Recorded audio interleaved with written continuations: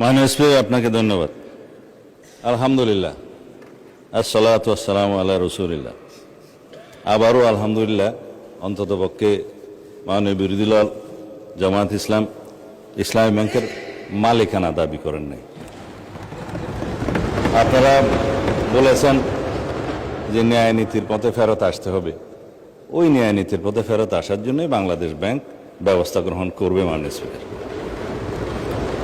আমরা মাননীয় বিরোধী দলীয় নেতার এবং জামায়াত ইসলামের দুঃখ বুঝবো না। মাননীয় স্পিকার, ওই আছে না, চিরসুখী জন ভ্রমে কি কখন, বুঝিতে কি পারে, কি যাতনা বিষে বুঝিবে সে কিসে, কবু আসিবে সে ধ্বংসে নিজারে।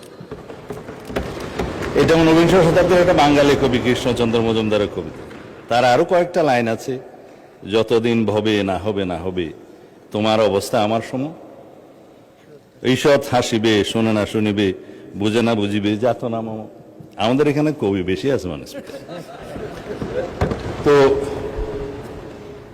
এখন বটম আপ করি। মাননীয় বিরোধী দলীয় উপনেতা বলেছেন যে শেয়ারগুলো ডাকাতি করে কিনে নেওয়া হয়েছে।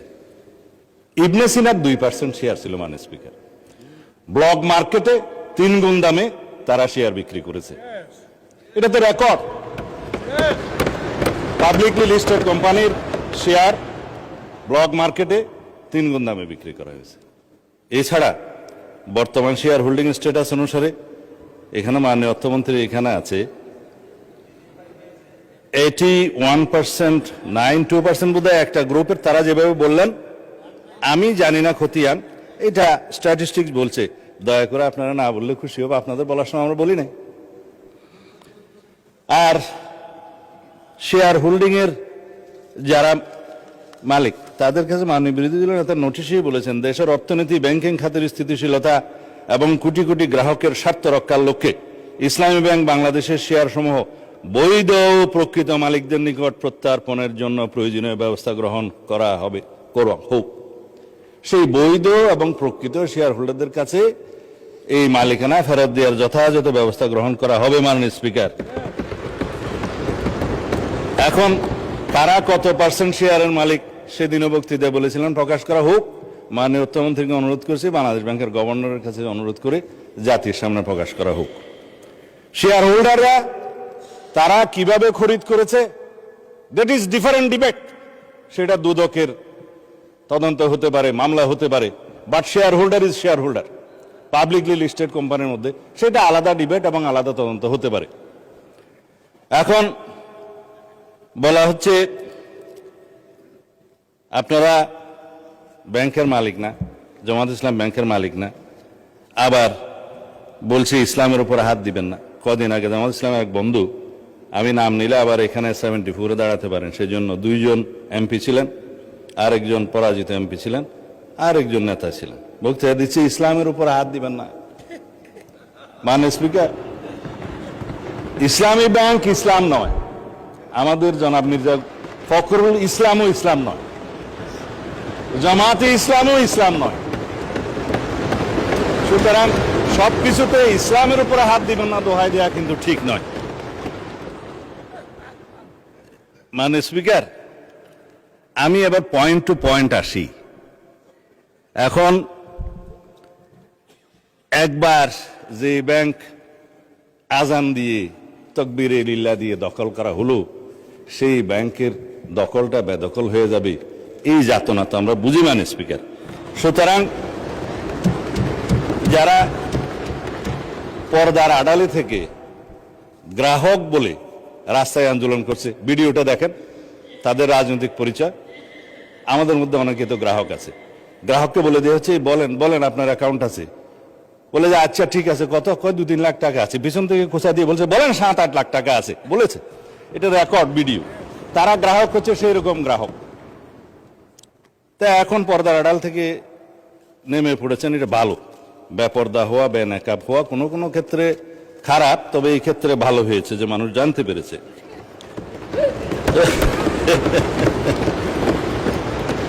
মাননীয় স্পিকার, এখানে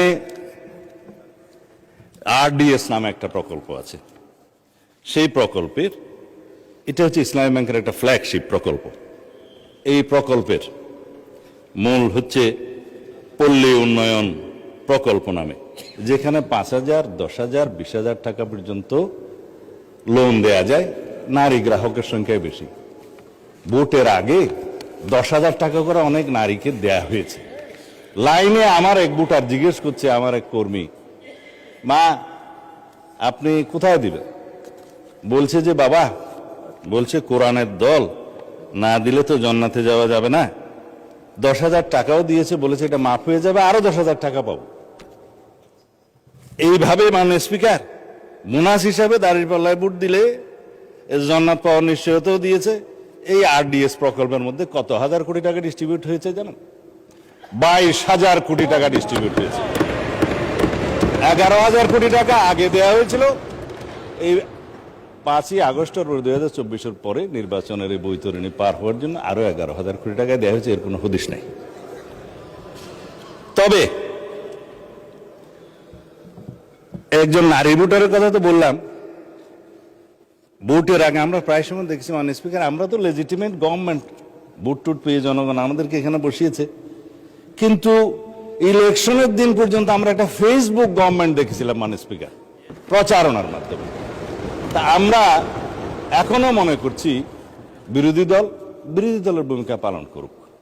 তারা স্ট্রাগল করবে সরকারি দলে আসার জন্য, নির্বাচিত হয়ে মেজরিটি পাওয়ার জন্য। কিন্তু বারে বারে এভাবে প্রচারণা, পর্দার আড়ালে প্রচারণা, পর্দার ভিতরে প্রচারণা ইত্যাদি চালিয়ে মানুষকে বিভ্রান্ত করে মাননীয় স্পিকার আমরা বোধহয় খুব বেশি এগোতে পারবো না। এখন ইসলামী ব্যাংকের আমি কয়েকটা আইনের কথা পরে বলবো, এখন বলছি না। ইসলামী ব্যাংকের নবনিযুক্ত চেয়ারম্যান দায়িত্ব নিলে এবং এই চেয়ারম্যানকে দায়িত্ব পালন করতে না দিলে কি হবে সেটা আইনে বলা আছে। বাংলাদেশ ব্যাংকের ব্যাংক কোম্পানি আইন অনুসারে সেকশন 45, 46, 47 এবং লাস্টে 57-এ এই কথাগুলো বলা আছে। আমি অর্থমন্ত্রী বলছি যে আইন উনি বলবেন, তা আমার একটু অভ্যাস খারাপ বলে আগে বলে দিচ্ছি। বাংলাদেশ ব্যাংকের নির্দেশ দানের ক্ষমতা, বাংলাদেশ ব্যাংক যদি এই মর্মে সন্তুষ্ট হয় জনস্বার্থে মুদ্রানীতি এবং ব্যাংক নীতির উন্নতির বিধানের জন্য কোন ব্যাংক কোম্পানির আমানতকারীদের স্বার্থের পরিপন্থী এবং ব্যাংক কোম্পানির স্বার্থের পক্ষে ক্ষতিকর কার্যকলাপ প্রতিরোধ করার জন্য যে কোনো রকমের সিদ্ধান্ত বাংলাদেশ ব্যাংক দেওয়ার এখতিয়ার রাখে এবং ব্যাংক কোম্পানিগুলো, সংশ্লিষ্ট ব্যাংক কোম্পানিগুলো উক্ত আইন নির্দেশ পালনে বাধ্য থাকবে। ব্যাংক কোম্পানির পরিচালক সেকশন 46 ইত্যাদির অপসারণ বাংলাদেশ ব্যাংকের ক্ষমতা, চেয়ারম্যান থেকে বোর্ড অফ ডাইরেক্টরস সবার। তারপরে আপনার 49-এ বাংলাদেশ ব্যাংকের অধিকতর ক্ষমতা আছে, 47-এ পরিচালনা পরিষদ বাতিলের ক্ষমতা আছে। বিস্তারিত পড়লে আমার ওই 15 মিনিটে কোলাবে না, সেই জন্য বলবো না। এই পরিষদ বাতিল করা এবং নির্দিষ্ট মেয়াদ পর্যন্ত নির্দেশনা দেয়া, এগুলো সব বাংলাদেশ ব্যাংকের এখতিয়ার। ব্যাংক কোম্পানি আইন, তাইলে আগে আইন পরিবর্তন করেন, বাংলাদেশ ব্যাংক কোম্পানি আইন পরিবর্তন করে তারপর আপনারা এই আলোচনায় আসেন। অন্যথায় রেগুলেটরি অথরিটি হিসাবে বাংলাদেশ ব্যাংক তার নিজস্ব ক্ষমতা বলে দেশের স্বার্থে, ব্যাংকে রক্ষা করার স্বার্থে এই সমস্ত কার্যক্রম তারা চালু করবে। মাননীয় স্পিকার তারা তদন্তের কথা বলছেন, তদন্ত করার জন্যই তো। যদি এখন বলি আপনারা 5ই পরবর্তী এই ব্যাংকের যারা লোন গ্রহণ করেছে, আমি নামই বলি, নাবিল গ্রুপকে 700 কোটি টাকা এলসির এগেনস্টে লোন দেওয়া হয়েছে, পরে এই মালামাল বিক্রি করে ব্যাংকে টাকা ফেরত দেওয়া হয়নি। দুষ্ট লোকেরা বলে সেটা কোনো এক দলের নির্বাচনে তহবিলে গেছে। এবং তারা একটা টিভি চ্যানেল প্রতিষ্ঠা করেছে এবং সেই টিভি চ্যানেলটা কোন পক্ষে খেলছে সেটা আমরা জানি। তার ব্যাংক লায়াবিলিটি হচ্ছে 16,000 কোটি টাকা। তার বিরুদ্ধে তদন্ত কেন হচ্ছে না? সেই জন্য তদন্ত হবে মাননীয় স্পিকার। এখন লান্তাবুর গ্রুপকে হেড অফিসের অ্যাপ্রুভেল ছাড়া নির্বাচনের আগে 40 কোটি টাকা লোন দেওয়া হয়েছে, যার কোনো সদুত্তর নাই। এগুলো তদন্ত হবে মাননীয় স্পিকার।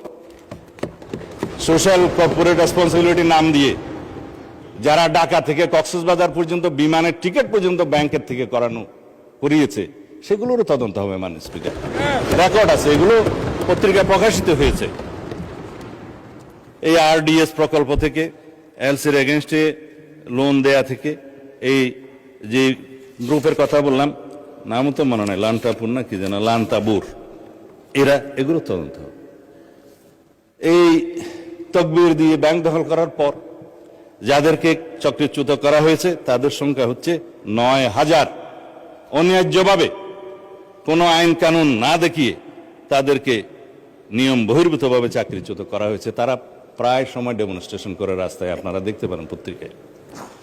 শুধু তাই না, ৬,০০০ নতুন নিয়োগ দেওয়া হয়েছে, তাদের সবাই একটি রাজনৈতিক মতাবলম্বী লোক, এবং তাদেরকে কনফার্ম করা হয়েছে 50%, আর 50% করার তালে আছে, তদন্ত হলে আর পারবে না।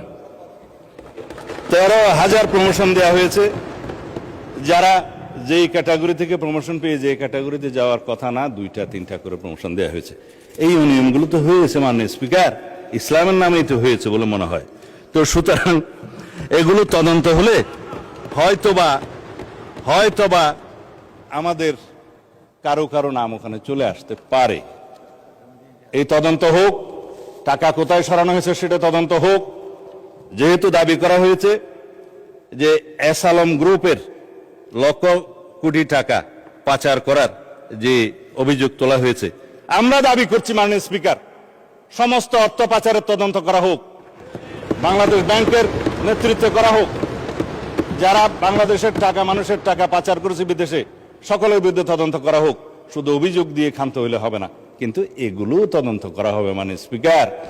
এই যে ইন্টারিম গভর্নমেন্টের সময় দখলদারিত্ব এবং মব সৃষ্টির একটা পায়তারা যে ছিল, সেগুলোরও তদন্ত করা হবে। তারা কোথায় কোথায় কার নামে লোন দিয়েছে, কর্পোরেট সোশ্যাল রেসপন্সিবিলিটির টাকা কোথায় ব্যবহার করা হয়েছে, নির্বাচনের আগে সেই তহবিল কোথায় গিয়েছে, আরডিএস প্রকল্পের টাকা কত লোককে দেওয়া হয়েছে, কিভাবে দেয়া হয়েছে, সেগুলো ফেরত আনার ব্যবস্থা করা হবে, তদন্ত করা হবে মাননীয় স্পিকার। এখন সেই জন্যই বলছিলাম, কি যাতনা বিষয়ে বুঝিবে সে কিসে, কবু আসিবে সে ধ্বংসে নিজারে। আমরা ন্যায় নীতি প্রতিষ্ঠা করতে যাচ্ছি, আপনাদের আহ্বান মতো যে এখানে দুনিয়াতে ন্যায়ের নীতি প্রতিষ্ঠা করা হবে, সৎ পথে ন্যায় আশা করা হবে। তো ন্যায় একজনের জন্য চাইবেন, আপনাদের জন্য চাইবেন না, তা তো হতে পারে না। আমরা সকল গ্রাহকের এবং শেয়ার হোল্ডারদের স্বার্থ রক্ষা করব, ন্যায় নীতি প্রতিষ্ঠা করব, সুষ্ঠুভাবে তদন্ত করব। মাননীয় স্পিকার, শুধুমাত্র একজন চেয়ারম্যান নিয়োগকে নিয়ে যে অভিযোগ করা হয়েছে, বাংলাদেশ ব্যাংক থেকে তার প্রত্যুত্তরে বলা হয়েছে এই অফিসারের, এই চেয়ারম্যান যাকে নিয়োগ দেওয়া হয়েছে, তার বিরুদ্ধে কোনো অভিযোগ প্রমাণিত হয়নি, কোনো তদন্ত নাই। যদি নতুনভাবে অভিযোগ আসে সেটা তদন্ত হবে। এখনো পর্যন্ত তো সে প্রিজাম্পশন অফ ইনোসেন্স নীতি অনুসারে তার বেনিফিটটা পাবে, যে তার বিরুদ্ধে শুধু অভিযোগ আনা হচ্ছে মৌখিক বা পত্রিকায়, সেই অভিযোগের তো তদন্ত হয় নাই। সুতরাং প্রিজাম্পশন অফ ইনোসেন্স হিসাবেই সে তার বেনিফিটটা পাবে। যদি অভিযোগ আনে, তদন্ত হবে, তখন সেটা দেখা যাবে। এবং he who seeks equity must come with clean hand, this is one of the maximum of the equity. তারা যেগুলো বলছে, তারা যদি ক্লিন হ্যান্ডে থাকে, তাইলে তারাও তদন্তের ফেস করুক মাননীয় স্পিকার। যাদেরকে আজকে ব্যাংক কর্মচারীদেরকে অফিসে ঢুকতে দেওয়া হচ্ছে না, এবং কলম বিরতির নামে জবরদস্তিমূলক ব্যাংকে যেয়ে বাধা দেওয়া হচ্ছে, আমাদের কাছে তো ভিডিও আছে। আমরা যেহেতু এই স্বরাষ্ট্র মন্ত্রণালয়ের দায়িত্ব পালন করছি, আমাদের কাছে সমস্ত কিছু রাখতে হয়। এই সমস্ত তদন্ত ভিডিও সহ, অডিও সহ সবকিছু আছে। মাননীয় বিরোধী দলীয় নেতা এক জায়গায় বক্তৃতা দিয়ে বলেছেন, তার বুকের উপর দিয়ে যাবে, যদি টিয়ার গ্যাসগুলি করতে হয় আমার উপর দিয়ে যাবে, আমি গ্রাহকের সেবা নিশ্চিত করব। গ্যারান্টেড মাননীয় বিরোধী দলীয় নেতা, গ্রাহকদের, আমানতকারীদের স্বার্থ নিশ্চিত করার জন্য আমরাও বুক পেতে দেবো, শুধু আপনি কেন। সুতরাং ন্যায় নীতি প্রতিষ্ঠা করা হবে। আজকে ইন্টারেস্টিংলি দেখছি আমাদের এনসিপির বন্ধুরা কেউ নাই। আপনারা জামায়াত ইসলামকে কি তারা এনসিপি অ্যাভোট করলো কিনা জানি না, কেউ বক্তৃতাও দেয় নাই। আমি চেয়ারগুলো খালি দেখে বলতেছি মাননীয় স্পিকার। তবে এখানে একটা দাবি রাখি, অন্যায্যভাবে যাদেরকে চাকরিচ্যুত করা হয়েছে তাদের সবাইকে চাকরি ফেরত দেওয়ার জন্য একটা তদন্ত পরিচালনা করা হোক। আর যাদেরকে রাজনৈতিক বিবেচনা চাকরি দেওয়া হয়েছে তাদের কয়টা সঠিক নিয়োগ হয়ে গেছে সে বিষয়েও তদন্ত করা হোক। মাননীয় অর্থমন্ত্রীকে অনুরোধ করছি, Bangladesh bank as regulatory authority of the banks, central bank, তার যথেষ্ট ক্ষমতা আছে, ব্যাংক কোম্পানি আইনের ক্ষমতা দেওয়া আছে, সেই জন্য সেভাবে যায়। ধন্যবাদ মাননীয় স্পিকার। আমি 1 সেকেন্ড